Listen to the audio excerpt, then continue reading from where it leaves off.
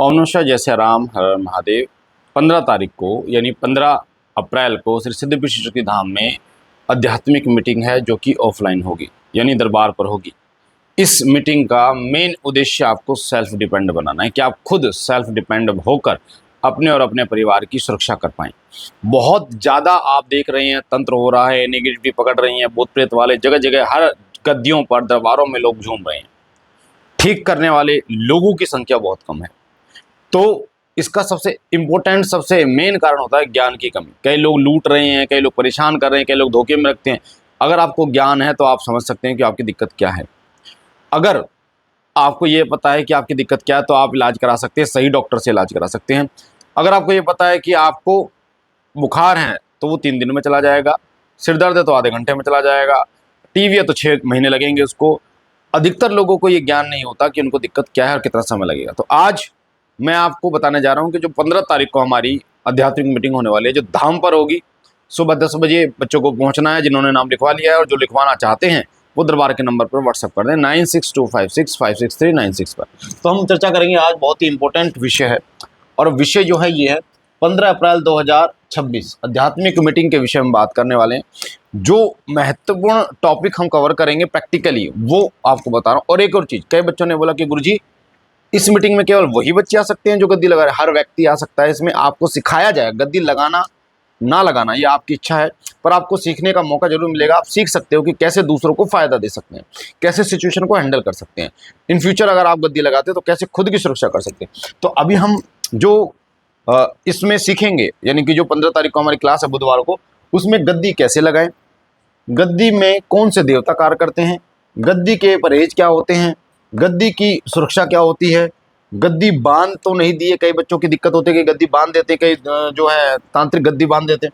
गद्दी कैसे चलाएं, गद्दी पर संकट कैसे काटें और खुद की सुरक्षा कैसे करें। बहुत सारे पहलू हैं जिन पर आपको सुनने का मौका, समझने का मौका मिलेगा प्रैक्टिकली। और शक्तिपात भी आपको कराया जाएगा, आपकी ऊर्जा को उठाया जाएगा, आपके चक्रों को जागृत किया जाएगा। तो ये होगा 15 तारीख को।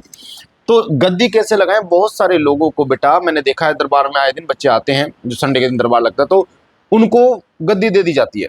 कई तो ऐसे हैं जिनको जबरदस्ती गद्दी दे दी है गुरुओं ने और कह दिया तुम गद्दी लगाओ, और उनको डराया जाता है अगर गद्दी नहीं लगाई तो परेशानी उत्पन्न हो जाएंगी, घर में ये दिक्कत आ जाएगी, वो दिक्कत आ जाएगी।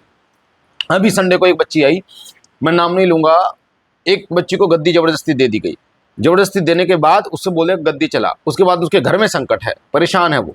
उसके बाद उसने बोला कि उसके दरबार में माता ने आके बोला कि गद्दी लगाओ। माता आके बोल रही है, जबकि जब दरबार में आई तो वो प्रेत खुद बोल रहा है कि उसको तो मैंने बेवकूफ बना दिया। तो ऐसी ऐसी दिक्कतें बेटा चलती है। तो ये जो गद्दी कैसे लगाएं, एक बच्ची का और एग्जाम्पल बताता हूँ।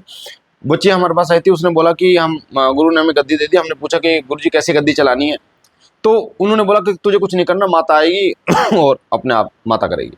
तो वो क्या किया उसने, वो बैठ के बेटा गद्दी लगा लिया। उसके बाद जब लोग आए तो लोग तो अपने बारे में पूछेंगे।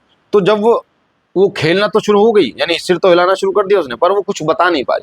बाद में उसने दरबार बंद किया और लोगों से बोला कि हमारे गुरुजी ने हमें 6 महीने के लिए साधना पे दे रखा है।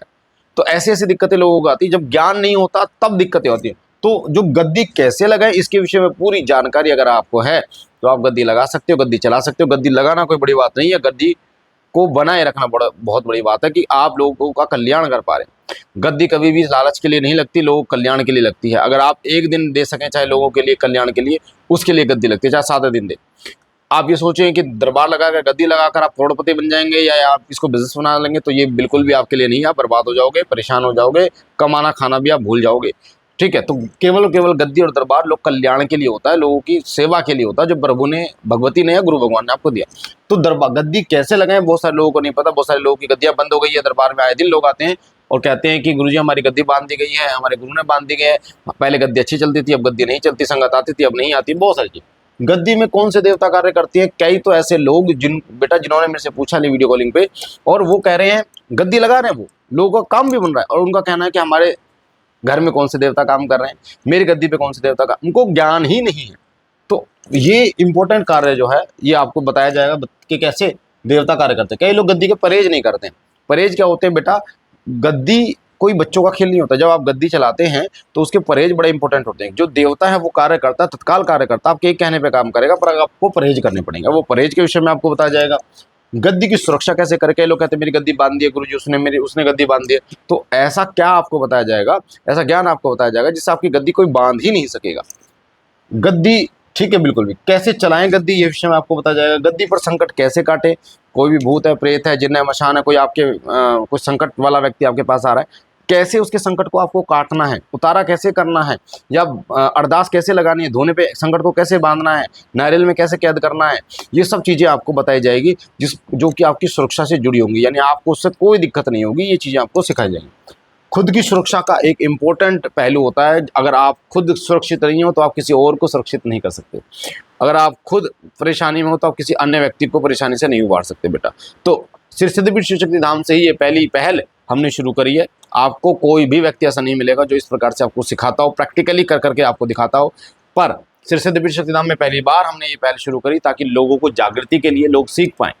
दरबार में जितने लोग आते हैं वो परेशान आते हैं, उनका कहना ये होता है कि दरबार नहीं चल रहा, गद्दी नहीं चल रही है, परेशानियां आ रही हैं, घर में परेशानी आ रही है। तो वो सब चीज़ें जो है वो आपको बताया जाएगा, गद्दी से जुड़ी हुई जानकारी। तो ये जो आध्यात्मिक मीटिंग है बेटा, ये 15 अप्रैल को है आध्यात्मिक मीटिंग, ये जो धाम पर होगी।